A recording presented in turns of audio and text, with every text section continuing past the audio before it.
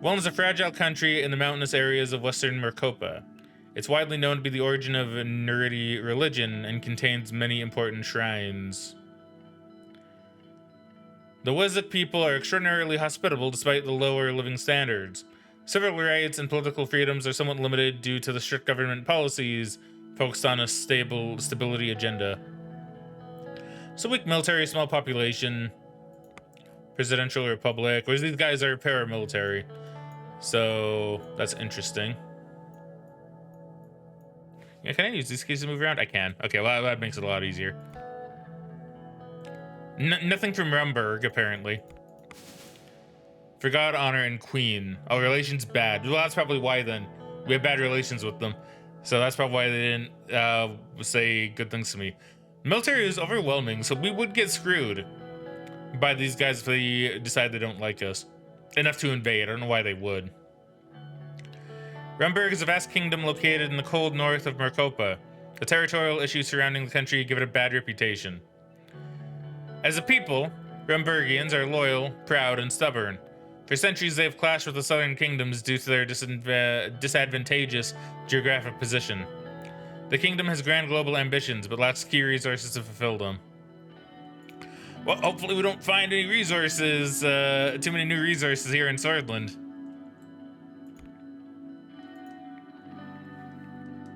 Congratulations from PM Van Horten.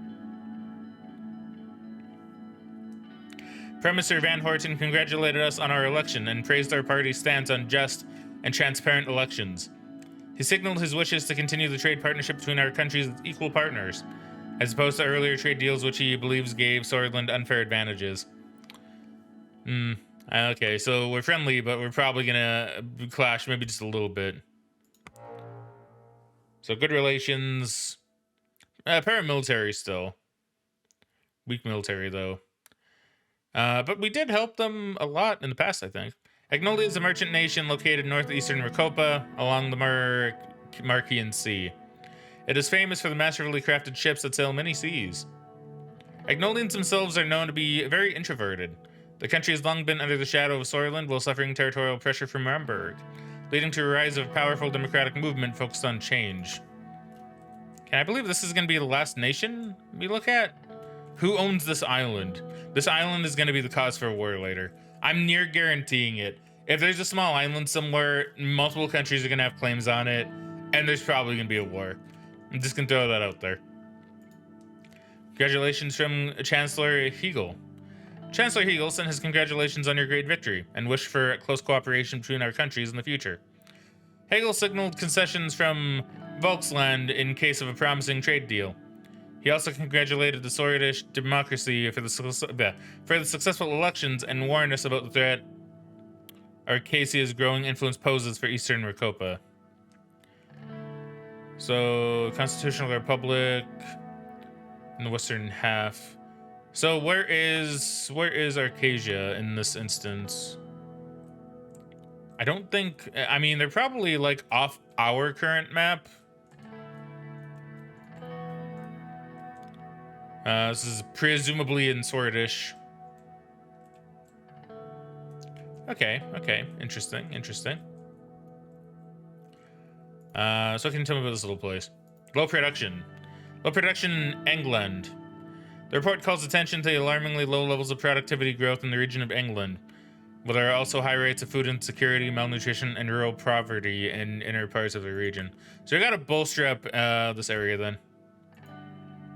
Lack of investment. Yeah, okay, yeah, so see, we gotta invest a bit more. The mayor of Arvery, Eric Neal, that's a very normal name considering all the other names you come across, reports a lack of adequate infrastructure around Arvery, which seriously undermines the attractiveness of Arvery's investments climate. Foreign investors, particularly from Agnolia, are becoming hesitant to invest in the city. Meanwhile, according to data published by the National Business Council, around 19% of a company's total expenditures in England is absorbed by logistical costs. While in pure regions, this figure is below 10%. Okay. So we're learning a lot about our nation already, which is pretty nice.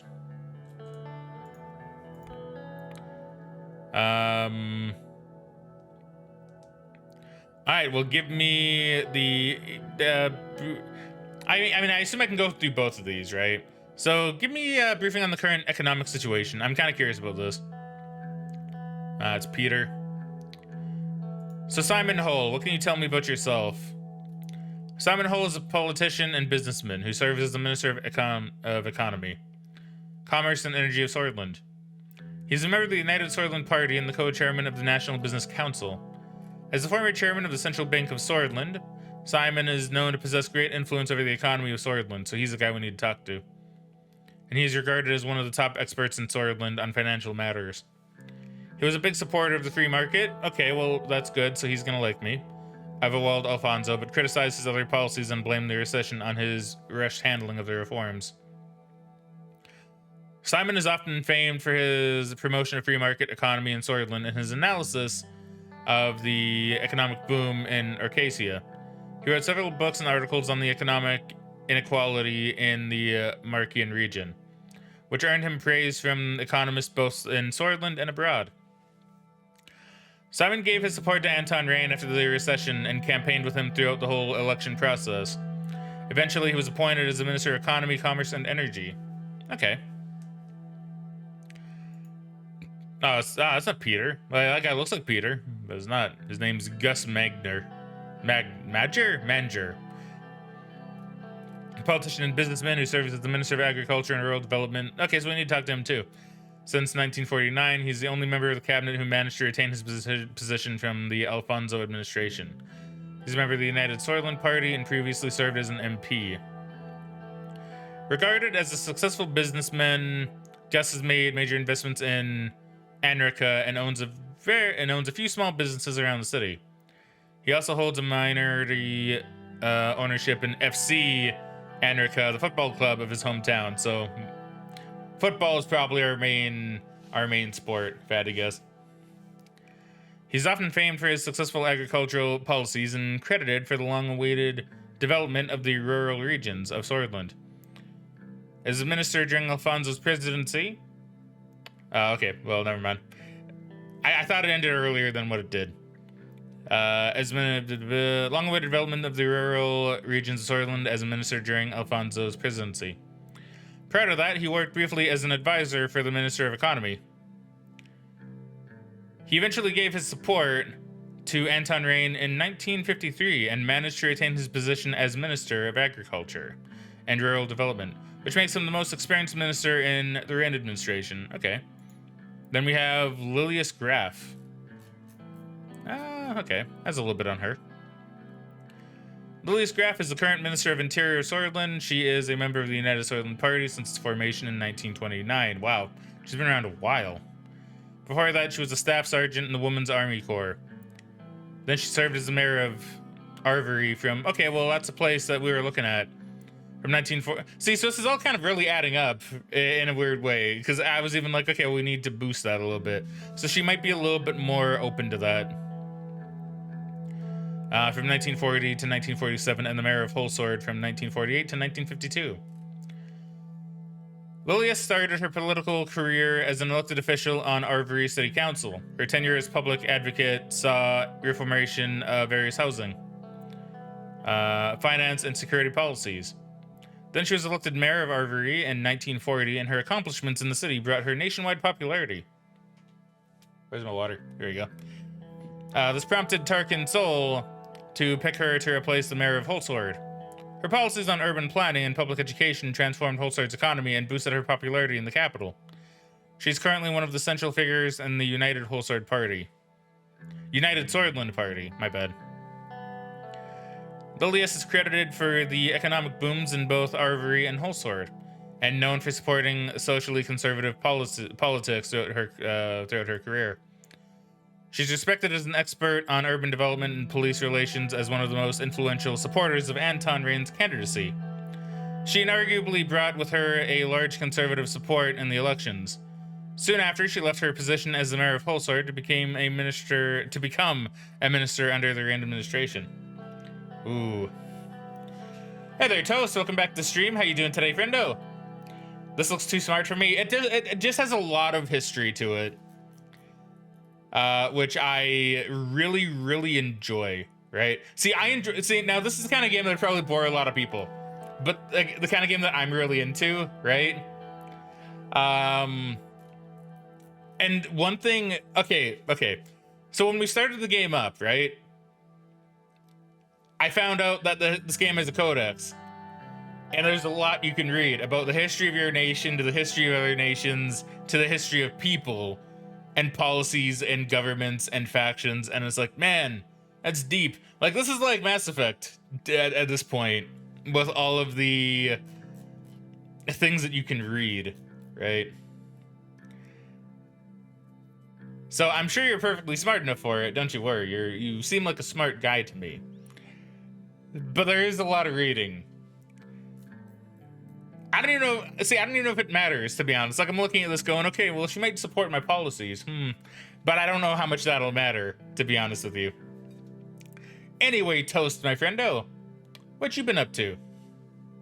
Has your day been good so far?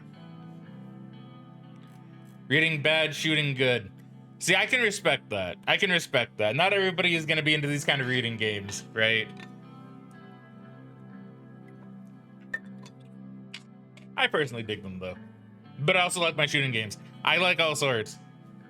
That's why it's very, very easy for me when it comes to playing games. Because it's like, well, do I want to play a shooter? Sure. Do I want to play a visual novel? Sure. I'm always down for pretty much anything. Toast isn't actually still at work, so I'll be lurking and working. Just wanted to say hi. I appreciate that, my dude. I really appreciate that. Well, hopefully work is going well at the very least, right? But I do appreciate the lurking while you're working, as well as the very nice hi. So Simon Hull, Gus Magner, and Lilius Graff were about to arrive at the White Room for our scheduled economy meeting. This was the room in the Maroon Palace where all important meetings were held. 2 assistants arrived first, carrying a heavy projector. They stood with it by the door, waiting for the ministers to enter. From the hallway, I heard Lilius Graff's voice. She's using the patient, almost motherly tone she often took in heated arguments. Gus, do you really think that such an economically advanced area is more in need of investment than England? Oh, he's gonna push for something else, isn't he? Lilius. My interior minister strode in. She was clad in shades of brown and beige. The only spot of color, a bright yellow nearest star on her necklace. So that's her religion then, I guess. Gus followed close behind. Don't be an idiot, Lilius. What about the unemployment crisis the Greater Holsword and Gelsland regions are going through? These areas are our economic heartland. Gus curled his hand into fists. The Minister of Agriculture and Rural Development's temper hadn't changed since his days in the Alfonso administration. But neither had his reputation for getting things done. His far-reaching network of connections was unlike any other. Simon Hall quickly stepped between the 2 ministers without looking at either of them. He cleared his throat. Good morning, Mr. President.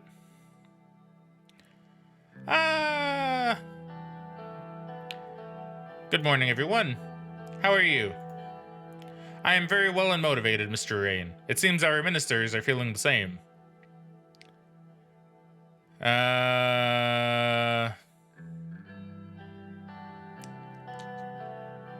Just as expected. How's it going, Gus and Lilius? It's looking good, sir, although there seems to be a lot of work that requires attention. Especially about lifting people out of poverty. Certainly a challenge. I am feeling fairly confident about the current state of affairs. We've already begun reconstructing local governments and introducing new safety measures. Off to a good start. I mean, they all seem very well... Like, they all seem very, very good at their positions. So I am kind of confident in their abilities. Good. I'm confident in your abilities. That is appreciated. We will not disappoint you. Thank you, Mr. President. Now, I would like to show you the latest economic situation. Simon pulled a silk handkerchief out of his pocket and briefly wiped his glasses. My staff and I have comprehensively analyzed every aspect of... He was interrupted by a groan from one of the assistants by the door. both of whom were now visibly struggling to hold up the heavy projector. Oh, you can put that there. He pointed below the painting of President Sol. The assistants placed the projector next to the table and installed a white screen on the wall. Leave now. I mean, thank you. And please leave now. The assistants left the cabinet room. I was reminded that Simon had never quite had a way with people, but his facility with numbers had made him the most sought-after economic specialist in Swordland. Simon started looking for his slides. He always carried documentation around with him. I will wait. I will not yawn, because I don't want to make him mad. Lilius leaned to the table and spoke. Simon, what happened to the new police station construction in Estord? While going through his briefcase, he paused for a moment to answer. It got stalled due to a government property boundary issue. I have been meaning to look at it. I can take a look at that one. Estord needs all the security help it can get. Sure. More time for me to spend on analysis. His eyes glittered when he finally found the slides he were looking for. So this game was made in Germany, by the way, by a German company. So I feel like little spelling and grammar mistakes are just going to happen, right? There have been some developments about the Swordfish Ren losing further value today, and we have been trying to stabilize it with the central bank. So I assume the Ren is our currency. The recession of 51 put enormous pressure on the economy, resulting in the collapse of the value of our currency. The entire situation was a significant cause of concern for our administration. What would you like to know about the current economic situation?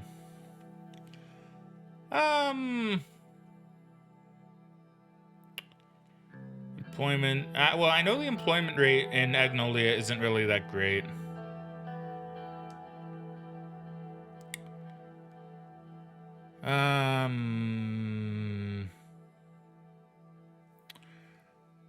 What is our unemployment and inflation rate? Unemployment has skyrocketed and is now at a staggering 16%. What the fuck, really? 16% unemployment? That's a lot of people. That's a lot of people not working. And the inflation is at a relatively high of 7%. That is really high. I'm pretty sure most inflation rates hover around like, what, 3%, I think? I think that's generally about as high as they go. So we're doubling that. I think 3 is the average. I don't quite recall. Unemployment is increasing crime and drug use. We need to get people off the streets. The inflation isn't helping our average citizens either. Okay, what is our GDP and debt situation? Our current GDP is 310 billion Swordfish Ren. The national debt is 427 billion. It's still hard to fathom that we lost nearly 150 billion in wealth the past 3 years. The past 3 years were tough. Yeesh. Yeah, you know what? I came in at a really bad time. What is the status of the recession? The economy has been in a recession of about -6% in the past year. The average GDP has dropped from SR 15,000, about 15,000, 454 per capita. Wow, it dropped by about like 5,000. Ooh, SR 10,000 from 1951 to now. This administration's success depends on our ability to stop the recession. The sooner we can reach GDP growth, the better. I have all the information needed. Let's move on to the economic strategy. Well, already I'm getting concerned. Simon scattered the paper stack in front of him in an orderly manner and took a final look at his notes before clearing his throat. As you can see, the situation is alarming, but not everything is negative. The extensive privatization program of Alfonso left us a large budget surplus, which we can use to stabilize the crisis. The primary subject we need to settle on is what general path we will take in our turn. Solonomics-based nationalization happened in the 30s, and Alfonso's privatization began during the end of the 40s. What will our administration focus on? One of our main promises was to promote a free market economy to stop the recession. To be frank, I believe it is the only way out of the recession. I still do not support it. Why promote the private sector when we have qualified state-owned enterprises? Because the lack of competition has made them inefficient. Yes, that is more than likely true. Simon nodded.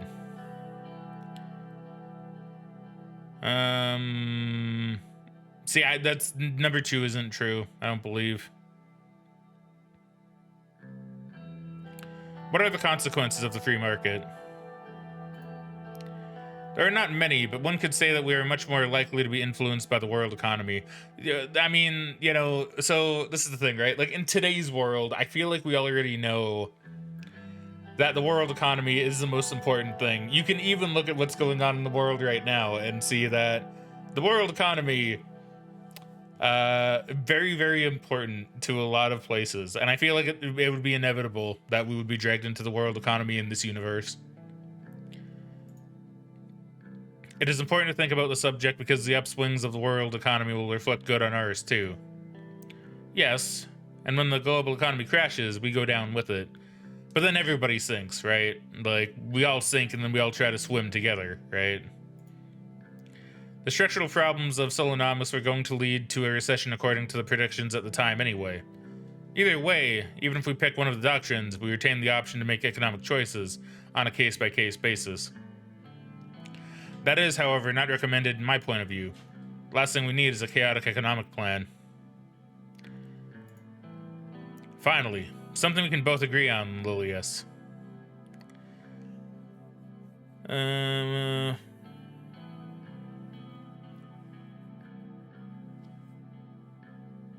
Yeah. There's another important point which has a direct impact on our economy. Superpowers. We might have won the election, but I'm still against aligning ourselves, with any superpowers. Economically speaking, we are much more closer to Arcasia than United Contana, so a decision to align to the west makes more sense. We must be very cautious. There are schemes being devised about Sorland. We cannot give in to their wants now or in the future. Otherwise, our country will turn into a pawn. I want you to reconsider your promise to align with Arcasia. No, I don't think so. I think we need to align with at least one of the superpowers.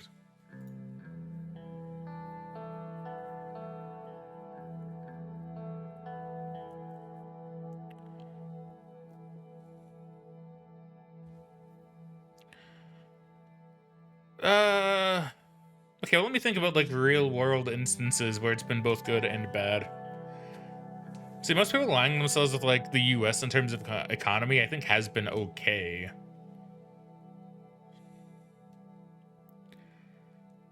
I don't want to reconsider it because I made the promise. At the same time, I won't let them control Swordland, but I think it will boost the economy growth.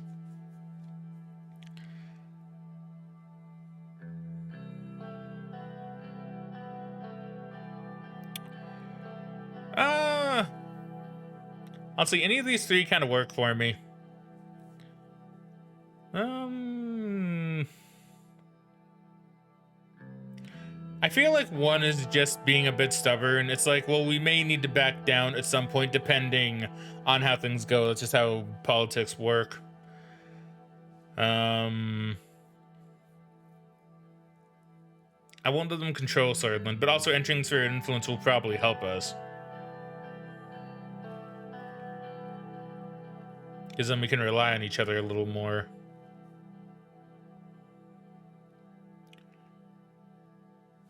Okay, you know what? Let me see. Okay, so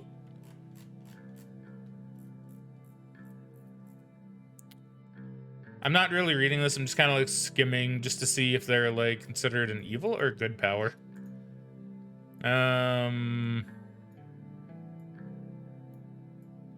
I know they're capitalist.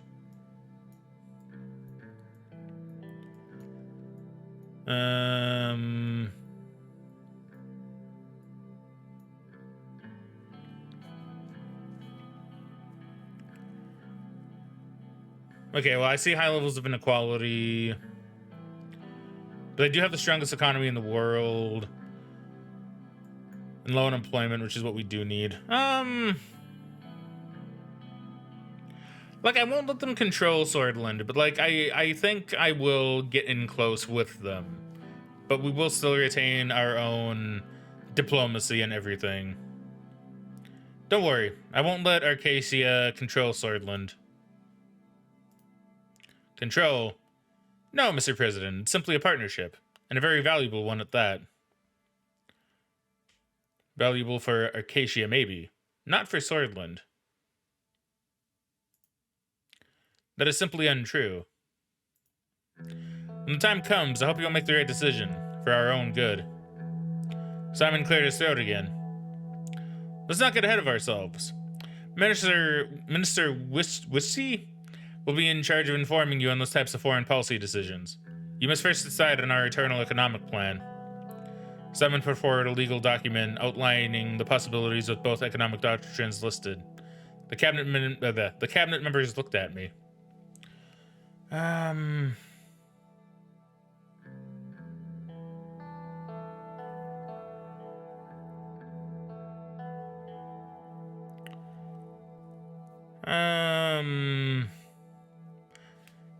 Would a free market bring us stronger allies? I feel like this is also important. Especially since we have a very big neighbor that doesn't like us and is very powerful. And wants resources, right? So would a free market folks bring us stronger allies? It would make Arcasia look at our country in a more positive light. They're proponents of the free market economy. The influence Arcasia has on the world economy is extensive. Our economic strategy would be based on internal reasoning, though. Should be based on internal reasoning, though. Yeah, I do agree with that, yes. What's on our long-term economic schedule? Picking a construction company, trade relations, tax reform, and privatization initiatives would be some of them. Sticking to a solid planned economy strategy will be the right call. The 5-year plans are fruitful in the past. I feel like free economy, like, just because even I think free economy is, like, the better way to go about it. So let's finish what Alfonso started with the capitalist free market reforms. His path was going to enrich Swordland. I do believe that to be the case. The recession was the direct result of his free market reforms. History must note that the reason for the recession was because Ewald Alfonso was betrayed by his party. That is not true. There's plenty of time for him to do it. If you can't make change happen in 2 years, then you are at fault. Let's move on. What are your final thoughts then, Mr. President?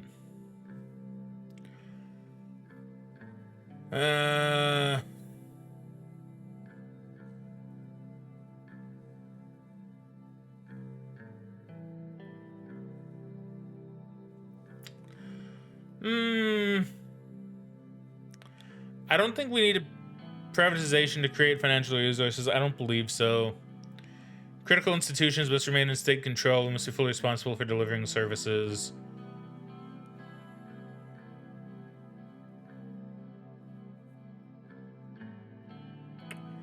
Market economy doesn't require as much guidance and could help us attract foreign capital. But I do kind of believe that maybe some things should be privatized. Like critical institutions. I'm trying to think how the world works in general with this stuff. Market economy doesn't require as much guidance and could help us attract foreign capital. I think right now we need foreign capital to help get us out of the recession, probably. And that's probably the best way to do it.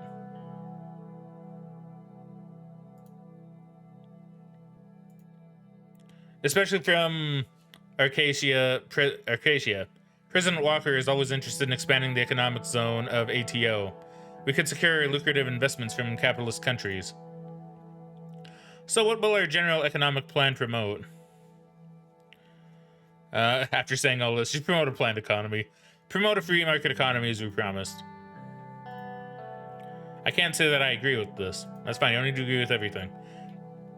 Lilius looked displeased. I want to try and help your region get a bit better, okay? I'll help you with that. So Lilius looked displeased.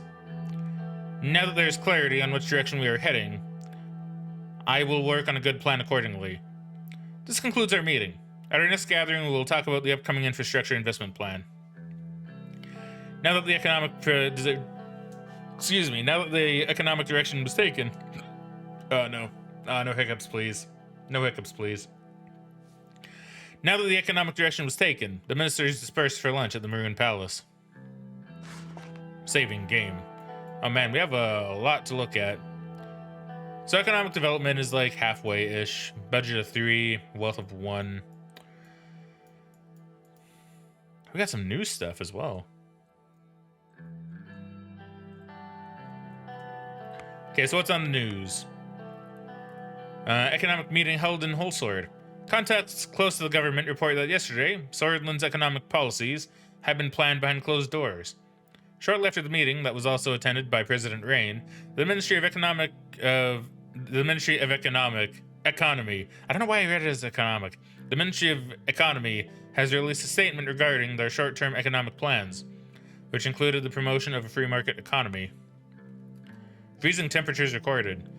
The Meteorological Institute has reported the record low temperature of -29 in the city of Suzerain. A warning for frostbite has been issued in the cities of southern Bergia. People are advised not to go out unless they must due to a risk of frostbite. Schools are closed for this period. Okay. A man in his 20s has been beaten with baseball bats in a paramilitary style attack in Arvori. There you go. The man claims to have been attacked because of his ethnic background as an Agno-Sordish citizen. He was approached during a walk in the park by a group of right-wing extremists who are suspected of being regulars at the local National Front Party office. The group inflicted injuries to his legs and arms, police said. The man was brought to the hospital after making his way to a nearby property. The police service of Arvori said it was a brutal attack for which there is no justification. There is no place for attacks such as this in our society, said Eric Neal, mayor of Arvori, and called for unity and urged restraint from the populace. Economists. Armadine Industries pioneering electronics. A new prototype for the first pocket radio was displayed by the Arcasian electronics company, Armadine Industries, in Ventry City. After 6 years of research, the engineers behind the pocket transistor radio have revealed that the material science questions regarding the composites have been solved. The company is now filing the patents for the product. The CEO of Armadine, Aaron Bridges, is predicting the IPO at VCSE in the upcoming years. And to raise further investment, Mr. Bridges has called for all venture capitalists who believe in the future of science and technology in the marketplace to invest in the company. The president of Arcasia, Dwight Walker, praised the bright minds of Arcasian engineers following the announcement and called for further technological advancements for the military-industrial complex. Yeah, he definitely looks like a type of president that kind of place might have. Okay, cool. So that is what's going on in the news. Read report from Morna. Increasing unemployment. Number of people filing for unemployment in Morna continues to rise as the recession continues. The change in economic conditions is historic and stunning in its speed, said Mayor of Morna. In the aftermath of the crisis of 1951, the unemployment rate in Morna rose to 9% in the following year. The last 6 months have almost erased all gains in employment over the last 2 decades. So it's still a briefing on the current political situation. Oops, what? Yeah, there we go. Okay, what's going on here? Promising agricultural growth. Well, that is good. See, we're getting something promising. For the first time in 3 years, the agricultural output of Sarna has increased. Many experts link the increased output to both a drop in temperatures and new farming practices that have been adopted in recent years. Additionally, farmers are now accessing more generous credit allowances from the government that were left over from the Alfonso administration. The Ministry of Agriculture reports that the region's agricultural industry has the potential to become a powerhouse in the future if investment persists. So I see. So this might be a place that people might want to invest in the future. Infrastructure report. The recent collapse of the tourism industry in Lenkurg has led to a reduction in trade traffic and road maintenance. The road network is currently in service, but it is in need of substantial improvement. Ports, country roads, and bridges similarly suffer from a lack of investment. Firms doing business in Lengberg report a significant shortage of warehousing facilities, particularly refrigerated facilities, with implications both for the transportation system and the ability to serve the population's basic food and health needs.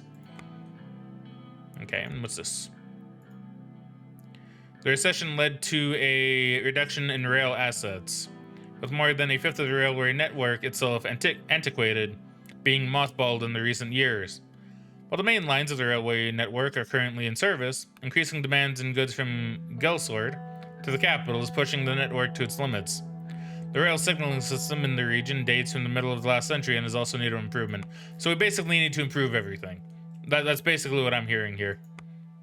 Oh, we even have our political overview. Overall, pretty decent stuff. What about these factions? So we have the old guard oligarchs and the reformists, legislative. Yeah, so we have a lot of seats. I think we'll be fine. So she's the speaker, chairman, leader of the independents. Okay, yeah. All right. Judiciary, what do we have? A lot of the old guard in that. Him being one of them. Her on, and Orso. Yeah, okay.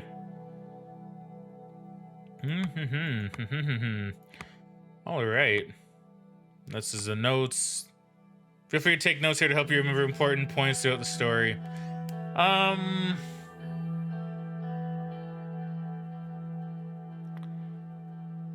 don't. So I'm trying to think here. What would be good? What would be good to note down?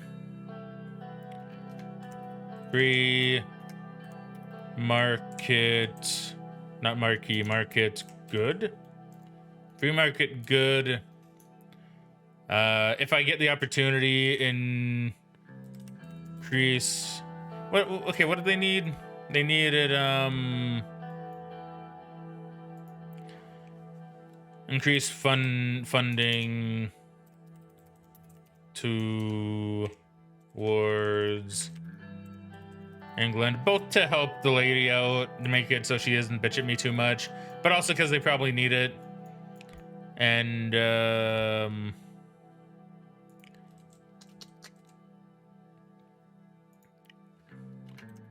Sarna, good for investment. Maybe, right? Maybe. I won't talk much about the infrastructure until I really need to. We know a lot of stuff is antiquated. Like, we know that. We know that much. So what do we talk about here? Invest in mega infrastructure. Ooh.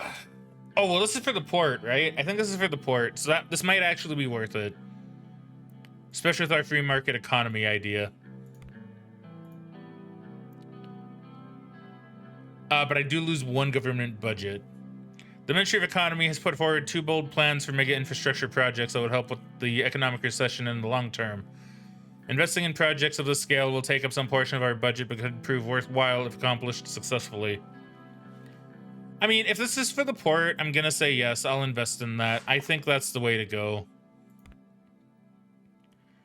Discussion of the potential infrastructure projects, yes. The view towards the Marquian Sea from Lockhaven was nothing short of exquisite. The seaside state residence, fittingly named the Blue Mansion, was large, fine, and accommodating. No, it's these 3 again. But enjoying the luxurious mansion wasn't the main reason of our visit. We gathered the economic team here to discuss the new infrastructure investment project. Half an hour had already passed since the start of the meeting. Unfortunately, I did not even have the chance to have my usual afternoon coffee. Looking at the view from the windows, I let my mind drift for a couple of seconds. Simon's voice brought me back into the ongoing discussion. Mr. President, we need to focus on boosting the economy as quickly as possible. One of the fastest ways to achieve this is through infrastructure projects. Nod.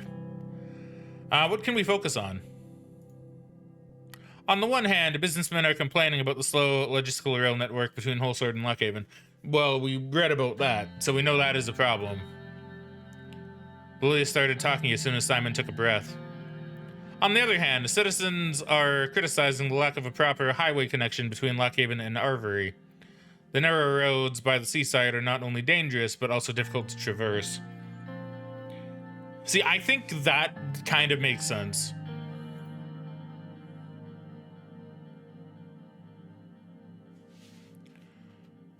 We need to pick the heed.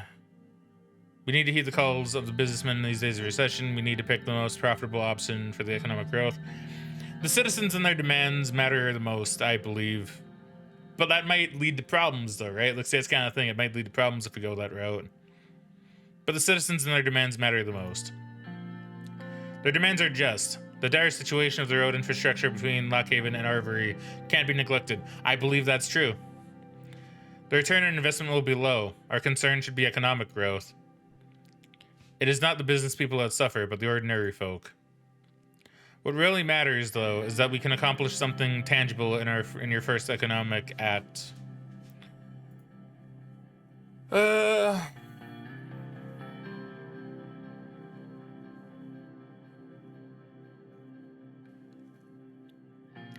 See, I'm actually leaning a bit more towards with what Lilius wants in this situation, because we did see that the roads are pretty bad in that area. But we know the rail network is also bad, but I feel like in the short term that might be better, maybe. And maybe then people could get to work more, right? Look, see, now we're trying to think about it a little bit in that way too, right? It's like we improve the roads, maybe people will be able to get to work a lot easier. Maybe public transport can be more of a thing. We must prove our administrative capabilities. The people must know that this administration can get things done. Therefore, I defined 2 important projects for your attention. The H3 Highway Project and the L1 High-Speed Railway Project. Oh, high-speed rail. Mr. Hawley positioned himself on the chair to take a more comfortable posture. The Ministry can only support one project at a time with the current capacity and budget. Let's move on to the details of each. So what do you want to hear about first? Tell me about the Highway Project. The H3 Highway Project. The H3 Highway Project aims to improve the abysmal state of the road network in the England region bordering Agnolia. The area is home to several million Agno-Sordish and Sordish who feel neglected. There are no proper highway connections to and from England. The Mayor of Arvery, Eric Neal, has been asking for a bigger budget to develop the regional infrastructure. He told us that even trucks are having a hard time traveling through the main roads. The increased traffic is causing trouble for people commuting in and out of the region. A party member. Doesn't matter, he's a party member. That must be cumbersome for the citizens. Also hurt local businesses. I mean, it probably would. It is, bless their souls. I'm happy we're thinking alike on the matter. Let us look at the map. Okay, let's look at the map. I look at the map. Lilius is pointing at Lockhaven. Do I get to move? I do.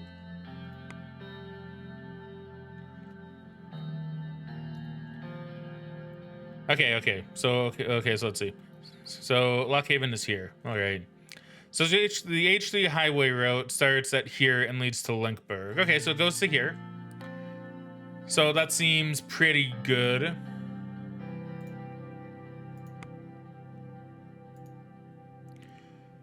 From there, it goes all the way to Arvery. I mean, that seems like a pretty good idea, right? Goes here, cuts through here, goes here.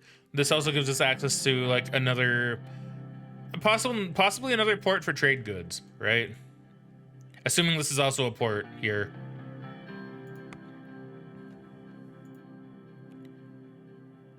Here, tell me about Linkberg. I'm kind of curious. I just want to skim this real quick. Okay, minimal but still crucial ship activity. That's really all I need to see. I think. As a result, the road network towards the Agnolian capital Stalport will improve substantially. She paused and leaned forward in her chair. I saw the central government continuously neglect the Agno-Sordish-dominated regions when I was mayor. Is this administration going to continue that kind of negligence? Well, to be fair, my dude's wife is also like half Agnolian, so... I mean, it's true. It's a key region for trade.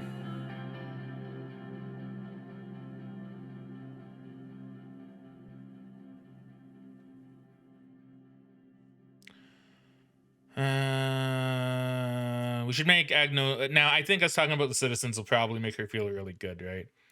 We should make Agno-Sordish citizens be respected as swords like all of us.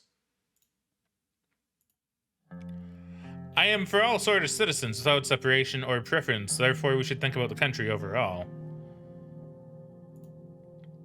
Has to be pointed out that the highway would be less beneficial in the near term. I have to disagree. It will increase the speed of transportation throughout the region. Our citizens will be quite pleased if we successfully accomplish this. Besides, if we enter trade talks with Agnolia, they would see the investment as a positive sign. That is true. Let's hear about the other project first, though. This is very interesting, but could you tell me about the railway project? Your predecessor, Alfonso, has failed to deliver on this campaign promise, but now we have the opportunity to start the construction of the groundbreaking railway project. As you know, our current trains cannot meet the standards of today, as many other countries adopt this new electric engine technology to power up their trains. We fall one step behind. See, I don't know, it's kind of toughy, because like trains are very important to economies. Well, at least in this time period. News about the new electric trains in United Contana has piqued the business of interest. They too want to transport resources and material from Holsword to Lockhaven with great speed and efficiency.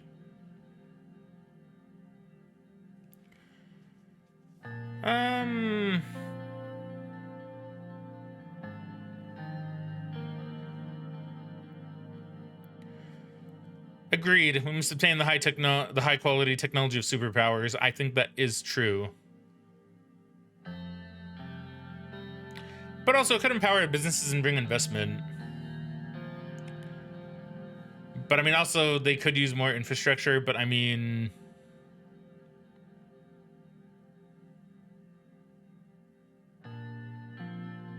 This could also empower the businesses and bring investment. This should be our priority. Growth and development optimization. Our plan is to upgrade the old L1 line from Holsword to Lockhaven. It will transform to a high-speed rail. Yeah, let's look at the map. Ooh. I looked at the map. Gus was pointing at Holsword while Simon was looking attentively.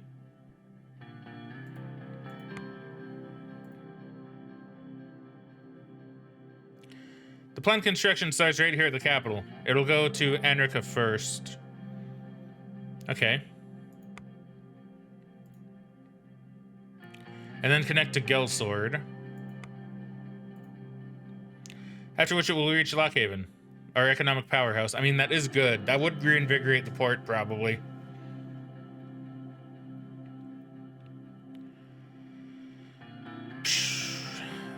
I mean... So that's a toughie, because like that does help the port. And as we established, the port is very important. The L1 will significantly boost the economy on the newly linked cities, and even the rural areas in between. Lockhaven is our primary port, so the goods unloaded there will be transported to Holsword much faster.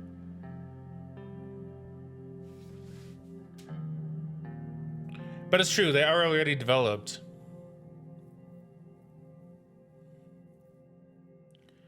Yes, we should link these rural cities in the middle with the major cities of Swordland. I do think that's a good idea.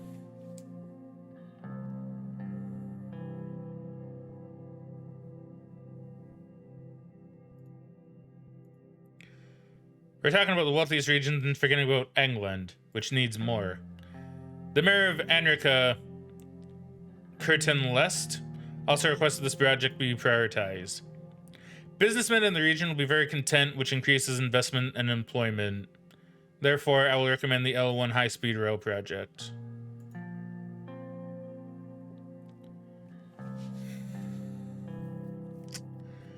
I mean, it's a toughie, man, because really, it could kind of go either way. I've settled on a decision. Excellent. What will your final choice be, Mr. President? I mean, I think if we boost the poorer regions up, then that would be overall better. But, like, the high-speed rail would also be good. See, this is... Oh, man, this is getting really hard already. I think I'm leaning towards the highway project. Number one, because it'll make her happier. It'll make Lilia happier, considering I made her upset with my free market decision.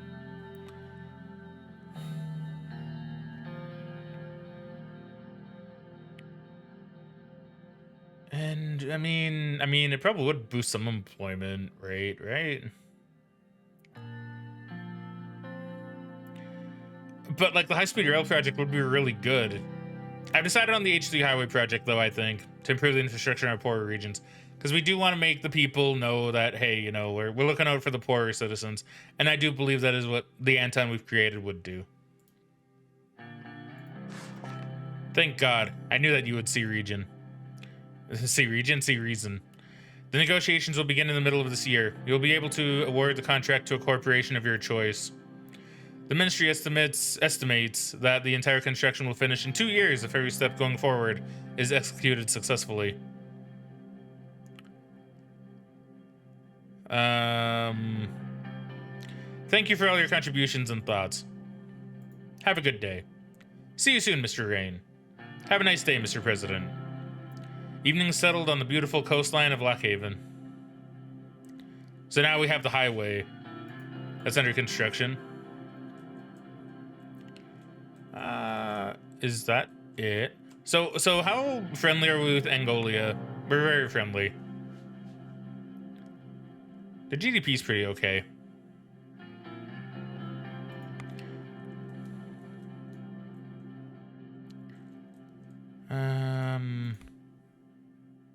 Alright, give me a briefing on the current political situation. Peter Vectern arrived a couple of minutes early and sat across from me. He was struggling to hold back his smile. We did it, Anton. We finally won. Finally, all those years with our noses to the grindstone paid off. Peter's eyes sparkled. The strain of the past months had put a damper on his usual rakish charm, but today he was looking and acting more like his old self. He loosened his tie and undid the top 2 buttons of his shirt. Enjoying the new secretary I picked out for you? I thought you'd appreciate her gorgeous set of talents. It's a shame the rest of your staff aren't as easy on the eyes. He gestured to the slight paunch that protruded over his waistband. But hey, back in university, did you ever imagine we would be sitting here in the Maroon Palace? We have to celebrate this great victory.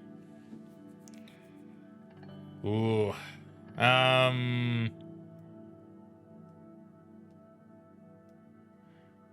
think celebration is in order, right?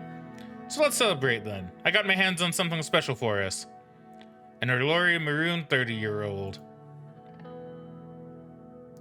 I assume this is wine. Yeah. Oh, it's whiskey. I opened the expensive bottle of whiskey and poured it in the 2 glasses I prepared. The exquisite smell filled the room immediately. The 1924? That was my freshman year. Also the year after the revolution. Very difficult times, to be honest. But this smells like heaven. The future awaits, Peter. Toast. I raised my glass and toasted with Peter before smelling the whiskey and taking a sip. The sweet vanilla tone combined with an oaky taste developed into a lingering smokiness. Peter really seemed to be enjoying himself. What a taste. This is how we should start all meetings, Anton. We wouldn't get much done. Remember the last administration? Yeah, but we were different. All they did was enjoy the privilege.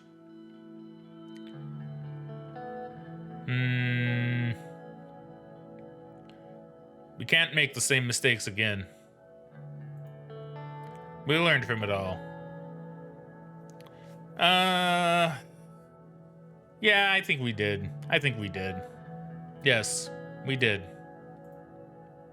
The door swung open and Lucien Galland, my chief strategist, walked in. He was a compact man with sharp, bird-like features. After briefly surveying the room from wall to wall, he sat down, poured a glass of water, and opened his briefcase in a series of quick, graceful movements. So we already know a decent amount about Peter, but it's short, so we'll give it a read anyway. Peter Victorn is a politician who currently serves as the vice president of Swordland. He's a member of the United Swordland Party and previously served as MP from 1938 to 1952. Peter is regarded as a charismatic politician, especially known for his laid-back style and charming public personality. In 1938, with the recommendation of Anton Rain, Peter became a member of the Assembly. He's married to Evelyn Victorn, who became a controversial figure because of her pro-government articles when she was working as a journalist at the Whole Sword Post. Regarded as a centrist, he was among the group of politicians who supported Erwald Alfonso against Tarquin Sol and campaigned for a change in the party. He was also the leading figure behind Anton Rain during his campaign for the 1953 elections. He is credited for his large contributions to the campaign and the party. How about you, Lucien? I assume that's Lucien, not Lucien, so Lucien. Lucien Galad. Galade. Galad? Galadi. Galade? Is the current chief strategist to the president of Swordland. He's a member of the United Swordland Party since 1937 and held various important positions throughout his political career. He worked as a lawyer and CSO at several companies before joining politics as a legal advisor to members of Assembly. He was chosen as spokesperson of the United Swordland National Committee prior to serving as an advisor to the Interior Minister during Tarquin Sol's last term as president. Lucien is well respected as a successful strategist, especially for his accomplishments in the recent elections. He's one of the most experienced members of the cabinet. Although he is not a famed public figure, he is regarded by many to be an expert on law and media. His quick rise in politics is also bringing more attention to him than before. He was one of the first supporters of Anton Rain's candidacy in 1953 and credited as the strategist of the election campaign. He eventually became the chief strategist to the president after the elections. Gentlemen, mental gen. The tall case clock in the room struck 3 o'clock. Damn, you're exactly on time. Hello, Peter. Lucien turned towards me. He very slightly bowed his head. Glad to see you, Lucien. It is a privilege to be here, sir. See, I like all the respect I'm getting in this game. I know it's not going to stay, but I like it. Lucien spoke in soft, clipped tones that immediately drew your attention towards what he had to say. Peter and I waited for him to proceed. Let's start by evaluating our current situation. The majority of the Swordish people demand change. They are more concerned about the economy than the Constitution, but they blame the system for their problems. People are losing their trust in our democracy. Why do you think radicals like Bernard Circas are becoming more popular? Everyone's expecting us to bring the change the last government did not. So Bernard is a Swordish poet, novelist, short story writer, and politician. He's acclaimed for his lyrical flow and was regarded to be the leader of the Swordish avant-garde. His early writings are heavily influenced by social, cultural, and economic problems of his home city of Dyer. That's where we came from too. His work earned him the description of a romantic communist. He joined the Red Youth during the Swordish Civil War and fled Swordland after the war was over, surviving the purge of Tarquin Sol. He moved to United Contana and studied sociology at the Communist University of Kiao. Kiao? There he was influenced by the artistic experiments of Contanin poets who advocated futurism, as well as the ideological vision of Melinev. Many of his works are regarded as the greatest achievements of the Swordish literature and earned him many awards abroad. Because of his political views, his works have been banned in Swordland since 1930. In 1950, Bernard returned to Swordland following the departure of Tarquin Sol. He organized strikes against Swordish government's failure to include amnesty laws and started to become a popular figure in Swordish politics. He ran as an independent in the 1953 general elections and became the first communist to be elected to the Grand National Assembly of Swordland. Okay, so he's someone to kind of look out for. He's probably gonna oppose me a lot, right? Like a lot. Franz Richter, leader of the reformists. So let's read up on him. Believes that true change can only be accomplished by transferring some of our powers to the assembly. I'll move into the details of their demands shortly.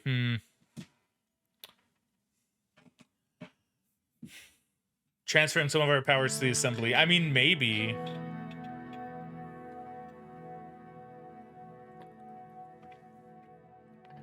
But I feel like that's also kind of risky.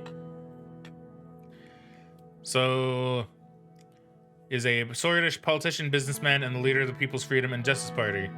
He's also the major shareholder of the construction company Taurus Holding. So we'll probably need to go to him for the road.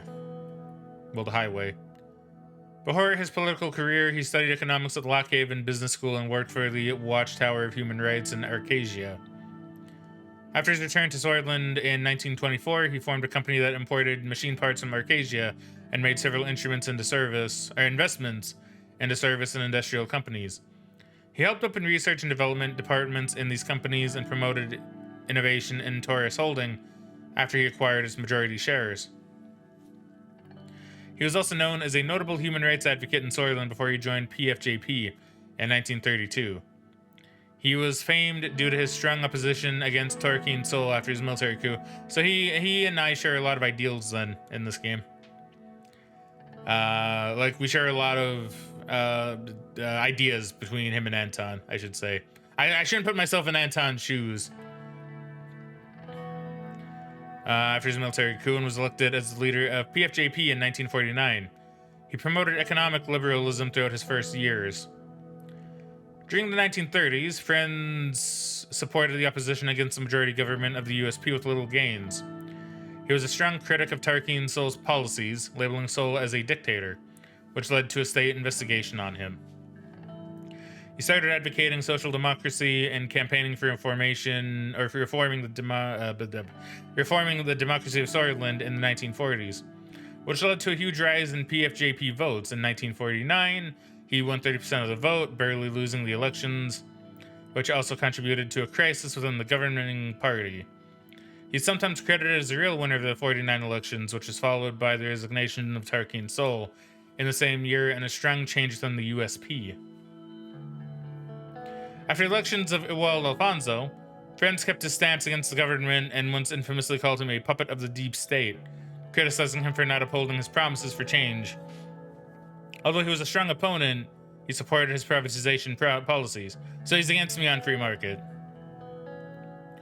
Oh wait, no, he is. No, because he liked... Yeah, because Alfonso was for the free market. Yeah, okay, so we should be good.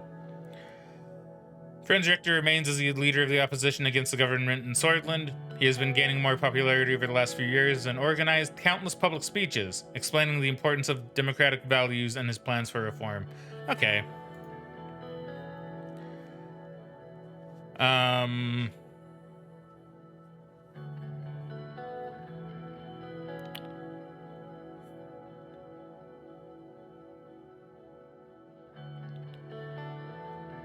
Well, I mean, what do the people want, right?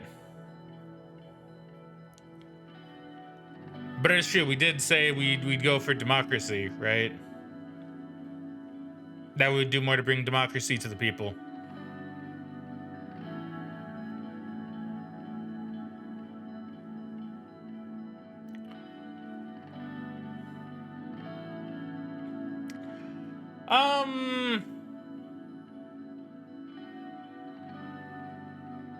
What did I say in my initial speech? I mostly talked about the economy, but did I talk about democracy at all?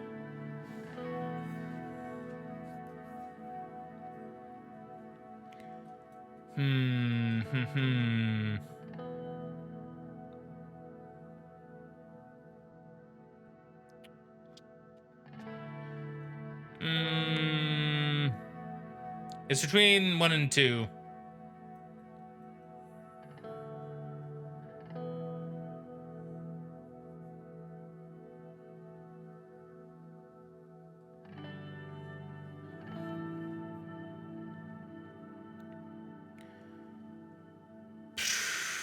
I think I agree with the reformists.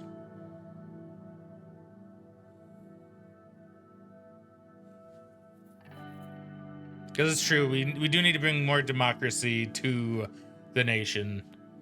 So I agree with the reformists. Our responsibility is to democratize our broken system. Yeah, that's exactly what we campaigned for. A true change that will move the country forward. Okay, so good. Oh yeah, I guess we are opposing the old guard in that case.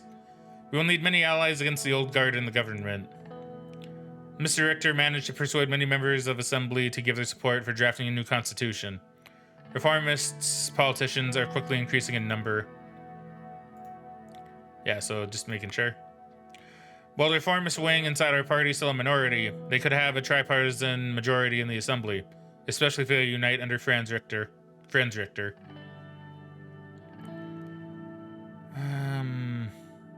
Okay. The USP reformists aren't wrong to agree that we need change, but we should be in charge. Mr. Richter could be a potential ally in our goal to maintain a majority in the Assembly. Our party must fall in line with our position. We can't have a strong divide. I do think Mr. Richter could be a potential ally. We share a lot in common. So Mr. Richter could be a potential ally in our goal to maintain a majority in the Assembly. He's definitely key in this. The reformist demands are clear. They want to limit the president's veto powers, ensure that the Supreme Court is independent, and take away the court's rights to vote on constitutional amendments.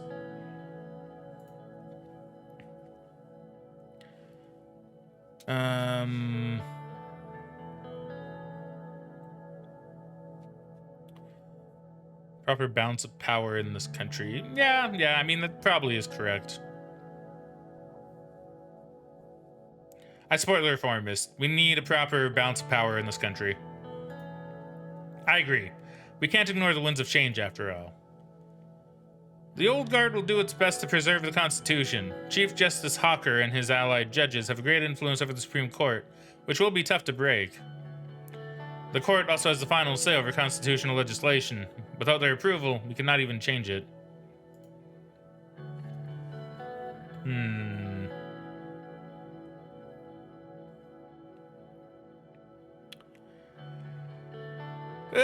We'll need a comprehensive bill to balance the power structure more fairly, I believe. I agree. The old guard won't like this, though. A comprehensive reform that would make the reformists happy would mean maintaining a balance between all branches of government, which means removing your absolute veto as well. The reformists demand that all loopholes in the Constitution are closed.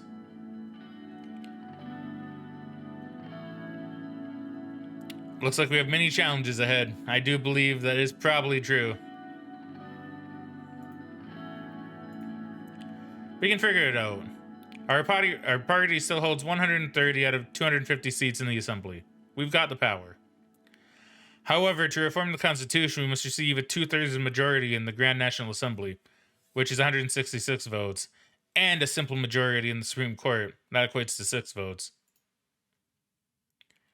After we've settled on how to proceed, we will need to talk with our party figures. Our first goal must be to get the 150 signatures needed to start the process. That should be pretty easy. Following the green light from the USP, we'll reach out to the other party leaders to see if they would back our draft. The last step is to convince the justice of the court. The entire process will take a long time, but we must start working with the reform committee to evaluate all possibilities for a new constitution as soon as possible.